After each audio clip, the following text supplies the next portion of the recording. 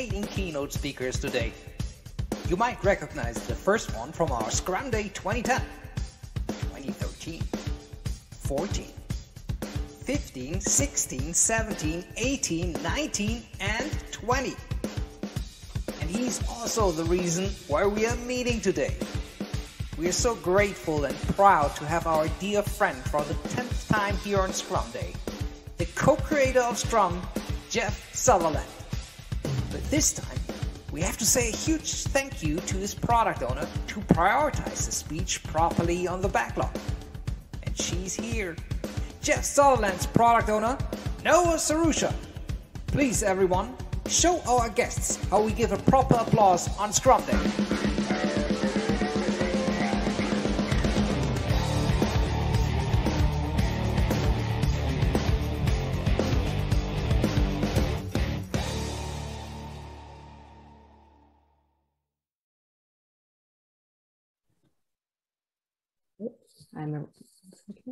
Okay. And the one that Dr. Jeff Sutherland and I are most passionate about, and the one that you're going to help us solve, is end global inequality. We need you to help us. We really do. And we know that you're going to want to do the same because it is going to help you too. And this is what needs to happen, not just because it is the right thing to do, but because it is profitable for you as well. And we believe that you already know how to do this. And this might seem ambitious, but here's why it's not. To end global inequality, we need to be able to work in a distributed way, hire diverse talent, and know how to work effectively on diverse distributed teams.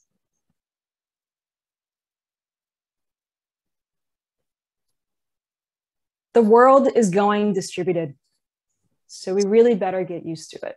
In fact, Gartner forecasts that by the end of the year, 2021, 51% of global knowledge workers will be remote. So we might be worried about it, but let's not get worried about this. We know how to do this. The pandemic forced every single knowledge worker to know how to work in a distributed way. And we no longer need to worry about connectivity issues. Access to a reliable internet connection has never been this widespread, and it is only growing. So why diverse teams? Well, diversity will help inequality, and it is going to help you. And here's how. Who we hire can no longer be bound by location. Global talent mobility is possible and necessary for your company's survival.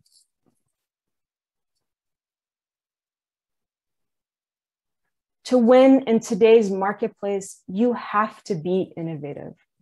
And diverse teams get you there. And when we take a look at the numbers, in highly diverse companies, 45% of revenue is from innovation. As opposed to an average diverse companies, only 26% of revenue is from innovation. More diversity leads to more innovation. And when we remove the arbitrary barrier that we put on where our talent comes from, we have the capacity to increase the size and diversity of our talent pool. And if that's not enough, in 2016, 5 of the largest communication firms in the UK got together and ran an experiment to really truly see the effectiveness that diversity has on teams. They put together hundreds of teams, some diverse and some not. And the findings were so astonishing to the group of leaders that they coined diversity as the new Darwinism. In their report and in their findings, they share the following: that in order to build a better communications industry, we need diverse teams so that we can reflect the society we communicate with, develop more innovative work, and survive and ultimately prosper. And when we extend their findings to the global scale, McKinsey found that racially diverse teams outperform non-diverse teams by 35%. In a different study done by BCG over the course of 3 years, they found that revenue from innovation rises with diversity. And when we ask ourselves, why does revenue rise as we increase our diversity and innovation? We find that in that same study, they noticed that there were 6 types of diversity that were in their study, but only 4 of those types of diversity, in fact, had the ability to bolster innovation. And what does that mean for us? This means that when we have a representation of people from different places from around the world, it not only increases diversity of experience, thoughts, and approaches to how we solve things, but it also helps us think about the world in an expanded way. And this particularly sets us up to better be able to bring our products to a global market of customers, each of whom has a unique perspective on our product. Now, I want to point a very specific area here. One of these types of diversity that they analyzed was academic background. And as you can see, it had no impact on the bolstering of innovation. When we take a step back and look at that and think, we realize that experiences throughout our lifetime, that diverse experiences throughout our lifetime, have a higher bolstering capacity towards increasing on our innovation in our work than institutional knowledge, such as an academic degree.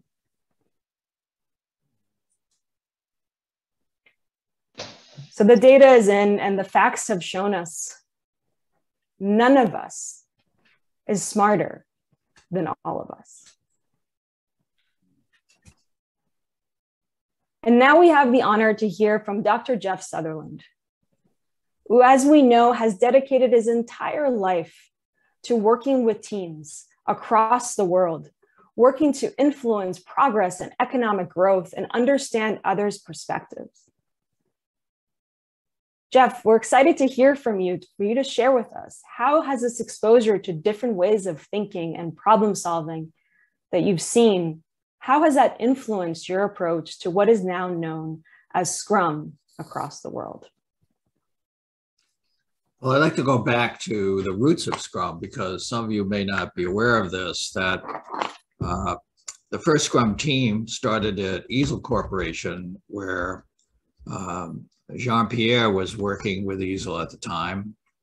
That's how we first got to know one another. But when I joined Easel, I was on a volunteer for a nonprofit called Oxyon. And Oxyon was based on the work of Professor Yunus of the Green Bank in Bangladesh. And we were loaning hundreds of millions of dollars to people in South America, most of them women, and most of them so poor they could not feed their children.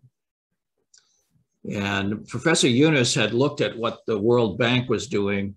Maybe they built a $100 million power plant to try to help the economy, but the people were living around the power plant would still be starving in Bangladesh. So he said, that's not working. We need to get directly with the people, and we need to help them directly with small amounts of money. So they started working with the poorest of the poor and getting them together as a team with someone who could give them some business advice and provide a small amount of money. And when each person on the team had a small business plan, maybe a woman said, if I had 25 euro, I'd buy a sewing machine, I'd sell dresses. Or a guy might say, if I had 25 euro, I'd buy some wood, build a fruit cart, sell fruit in the town square. When everybody had a plan, they would loan each person 25 euro.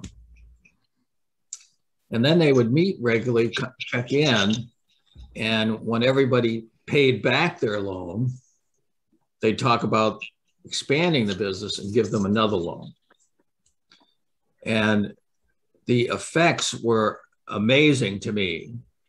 not only did the rate of payback of loans was higher for the poor people than for the normal bank. Typically within 3 weeks, the parents had enough money to feed the children. And not only that, they had a little extra so they could get clothes for the children. One of the problems was you don't have food, you don't have clothes. And if you don't have clothes, the kids can't go to school.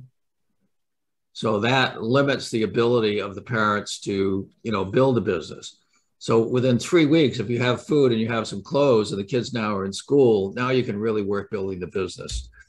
And for some of the really successful new entrepreneurs, within 6 months, they were building a new house for the family, okay? So they moved from a situation of extreme scarcity to having more than enough to do what needs to be done. So I came back from a meeting with the president of Axion. I went to a lunch meeting, came back to Easel and met with the team at Easel. And I said, you guys are always late. You're always late delivering the software, and it has too many bugs, and the customers are constantly complaining, and you're under pressure all the time. Management thinks you're really bad developers, and you're working late, you're working weekends. Hier aufpassen. Was ist denn dein Bedürfnis, wenn du das machst? You're working late, you're working weekends, your families are complaining, you're not spending time with them. And I asked the team, how long has this been going on? And every person on that team said, as long as they were in the software business, some of them had been around 3 years, some 15, 20 years, every single person said, late, under pressure, bad developer has been going on every day since I entered this business for my entire career. And I said to them, do you want to live the rest of your life that way? and of course they said no. And I said, well, I have an idea that I think if we tried it, you all remind me of the people in South America that can't feed their children. You have food, but you can't feed the customers. You don't have enough. You're always behind. And I think if we implemented the same kind of process that we're using in South America, we could immediately turn this around. Within 6 months, we would have, instead of building a new house, we'd have so much software, the customers would ask us to slow down, and then we could take back our personal dignity and our respect as a person. And I said to them, do you want to try it? And they thought for a minute. They said, well, why not? We've got nothing to lose. And that was the decision of the team to start Scrum. So this was a really important effect. They were able to double production and quality within a few weeks. Within 6 months, the customers did ask them to slow down. They did get their life back. The management not only stopped complaining, but they started supporting the teams. And so this way of working, which really comes from very diverse populations in other parts of the world, can be implemented anywhere. We had a CEO from Kenya say he had read the Scrum book, The Art of Doing Twice the Work in Half the Time, and he had implemented in his teams. He was funded by the Ford Foundation to build energy startups, sustainable energy startups. And he said, just by reading that book, my teams are getting 3 times the work in 1/3 the time. Your book is too conservative. And these are people in Nairobi. Maybe we should be hiring some of them in Germany, right? Because maybe they can actually do Scrum better. So this is the opportunity you have when you can engage remotely very diverse people from diverse cultures. So we now understand, after many, many years of working on Scrum, that it's all about working together and having cross-functional teams, people from very diverse backgrounds and experience, and that we need to set up the team where they're self-managing, and they are deciding what to do. We're increasing their freedom, and we recently changed the Scrum Guide to really be clear about that people were misunderstanding self-organization. So we changed the word to self-managing teams trying to achieve a Scrum goal and committed to do it, okay? So trying to get that really clear. And we had a problem with servant leadership as well. So the Scrum Masters are the key to getting this process working, and that requires leadership. And so it's not just about being a servant, it's about being a leader. And so we changed that in the Scrum Guide to leaders who serve. So that process needs to be set up so that it pushes the team to a level of discomfort. We want to make it clear, okay, here is what is possible, and here is where we are. And to close the gap is going to require doing something different than what we've been doing. And the Scrum Master is going to have to get the team uncomfortable enough that they're actually willing to change. And if you have different types of people on the team with different ideas, different backgrounds, that increases the ability to force change. And by drawing concepts and ideas from different people with different backgrounds, different races, different nationalities, it increases the innovation. Some of the best teams I've been on, I was the only American on the team. So I've seen it in action. So you need to be uncomfortable enough, like in South America, the children were starving. That made the mother uncomfortable, uncomfortable enough to take a risk. Okay, and the Scrum framework sets up a model where it's much easier to take a risk, and it also forces you to face the results of that risk-taking every sprint. But by getting out of your comfort zone, by taking that risk, by facing quick failures and equally quick recoveries, people have been able to recapture not only their lives, but their dreams of what is possible, and build really great products and really great lives, and move from this mentality, oh, we never have enough, to a mentality where we have more than enough. And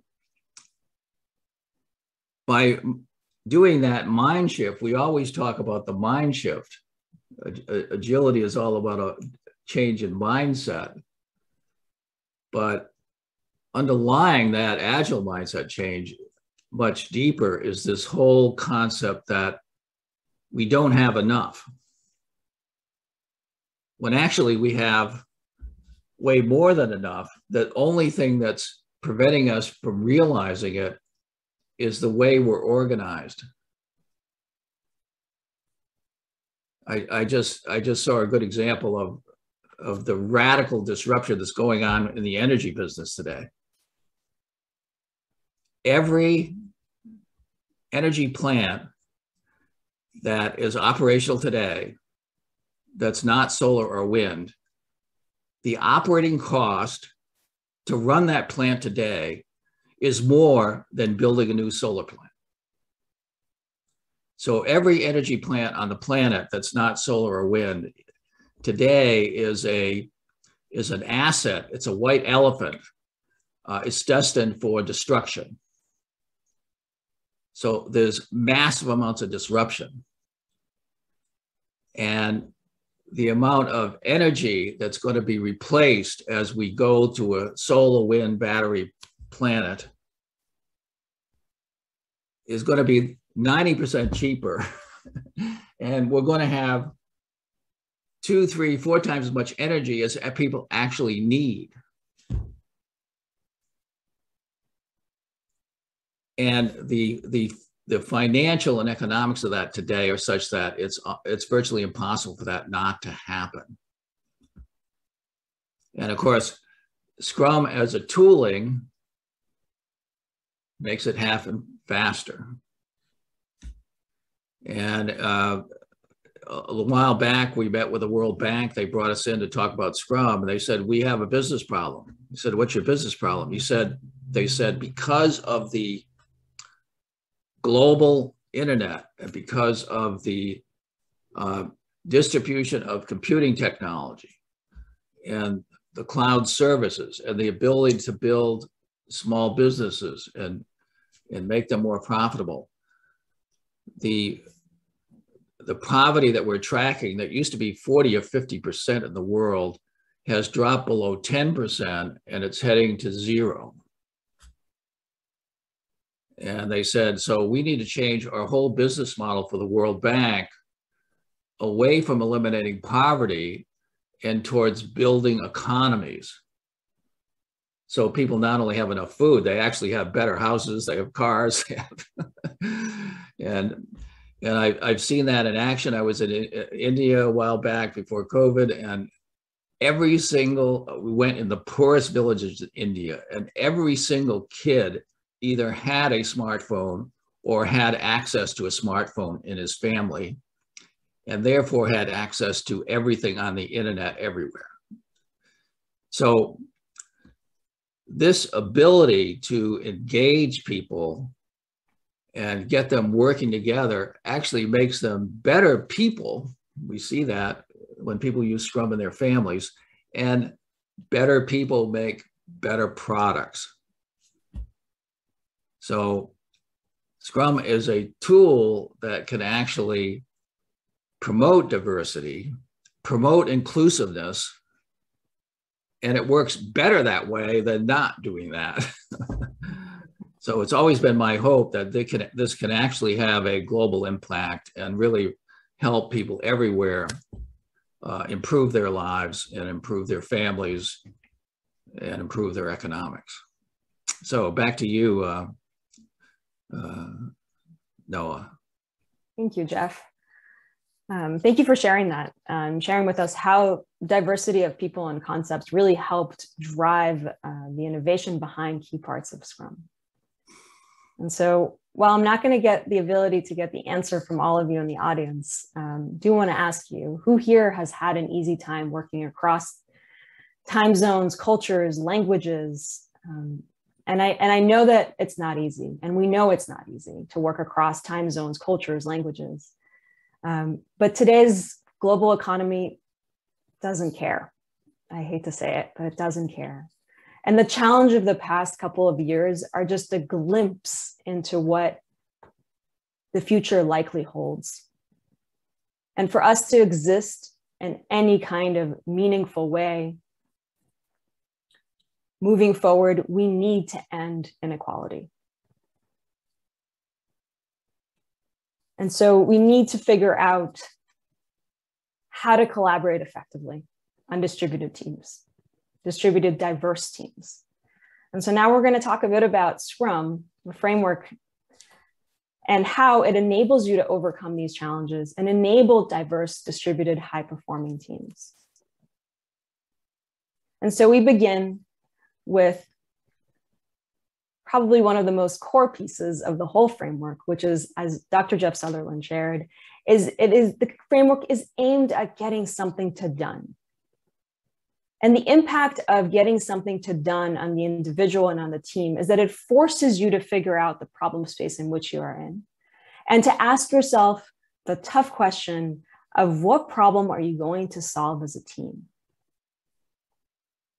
And when you do that, you enter in with the product backlog. And your product backlog represents the work to be done, as well as it forces you to identify the diversity of background, skills, and knowledge required in order for you to create the most innovative and competitive solution.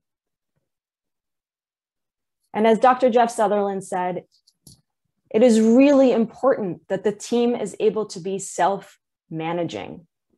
And what this means is that they possess all of the information and skills and knowledge and trust to find a way to get the work done. So once you've identified the diversity of experience, background, knowledge, and skills needed on your team to achieve the product goal, you need to hire those people. And so you have that product backlog that helps you understand what you need. And now that you have a team with a diverse set of people working on a common problem, we need to ensure that they are a high-performing team as well. They must be able to figure out how to work together, specifically across those cultural differences and different approaches for how work might get done. And yes, the way that work gets done positively changes across cultures and lived experiences. And it is incumbent on the team to harness that diversity to yield greater results so that they have the potential of harnessing their diversity as a competitive advantage. So how do we account for this in Scrum? How do we ensure that a diverse, distributed Scrum team is actually high performing?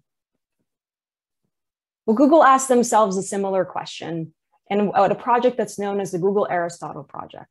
They sought to find the perfect team. And what they found was quite surprising to them. A perfect team, a perfect high-performing team at the end of the day needed 6 key things to be set in place. They needed dependability. They needed to know that they could rely on one another to get the work done. They needed a structure that enabled them to know what work was getting done and clarity and transparency about that work. A feeling of meaning, an emotional connection to the work was key to them to seeing high performance in themselves and in the teams. They needed a sense of impact, knowing that what they were doing could be measured, that there was a result at the end, that there was something that they could say that they achieved together and individually. And above all, they needed psychological safety. They needed to know that their individual voices were heard so that they could, in fact, harness one another's abilities and take risks that were necessary, especially when the competition was so high.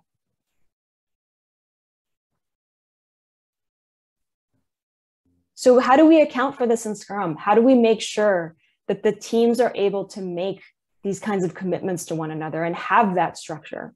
Well, one of the patterns that we know that accelerates teams is being explicit about ways of working.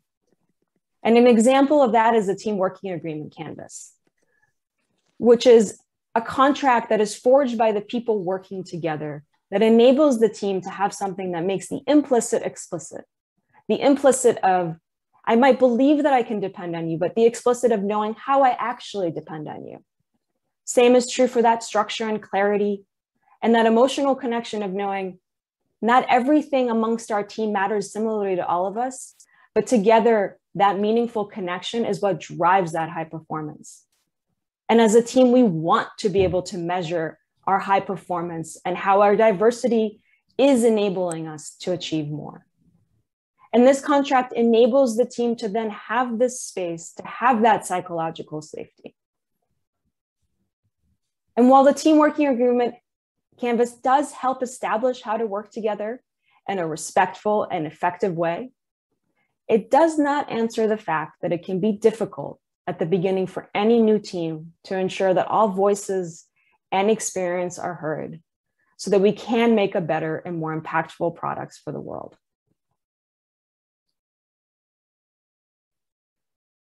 Scrum helps teams figure out how to work together in an additive way.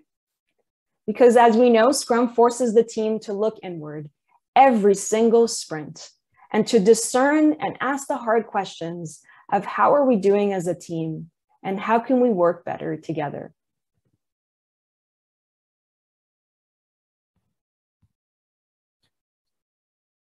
And so with a distributed, diverse Scrum team mentality, we might actually have a chance at being able to make a dent in inequality at a global scale.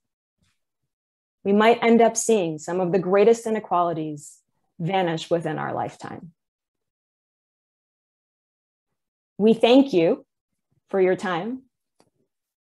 And we do believe that a year from now, you'll wish you had started today. And before we close out, one final word from Dr. Jeff Sutherland for you all. One of the things that has become really clear in Scrum is that if you can get to really fundamental principles and changes in ways of thinking, like moving from this idea that, you know, we don't have enough, so we need to hold it to ourselves, to one, if we work together and help one another out, we can have a lot more than enough for ourselves, for our other people, for our customers, for our family.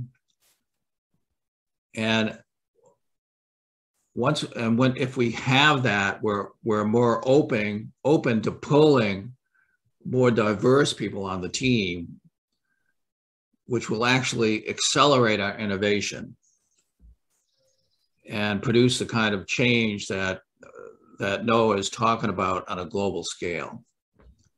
I had a very interesting experience in a training class. I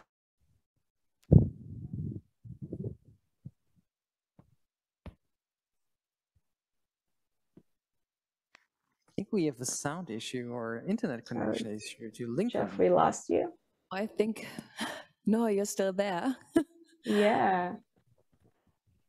Yeah. Oh no. Well. Perspective on the world. And this there he's back. What's that? We lost you for a second. Okay. Anyway, what I was saying is that, you know, sharing in a normal classes that we do every week, all of a sudden I'm talking to a guy in Nepal. I'm finding out what's going on in Nepal. What's the country like? How are the people doing in COVID? What are you doing? What's the difference between Nepal? He could come from India. What's the difference between Nepal and India when you're trying to implement Scrum and getting people working together? Fascinating insights that gave me a broader vision of Scrum in the world and how to help people.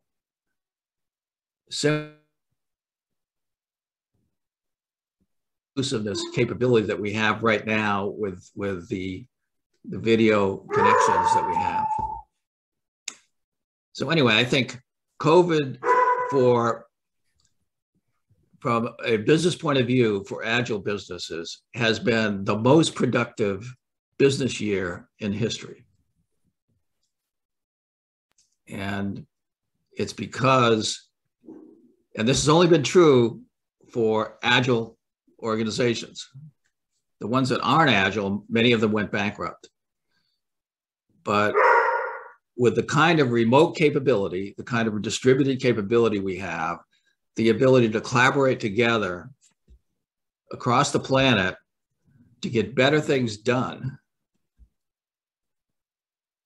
we've got amazing results during one of the worst periods on the planet, right?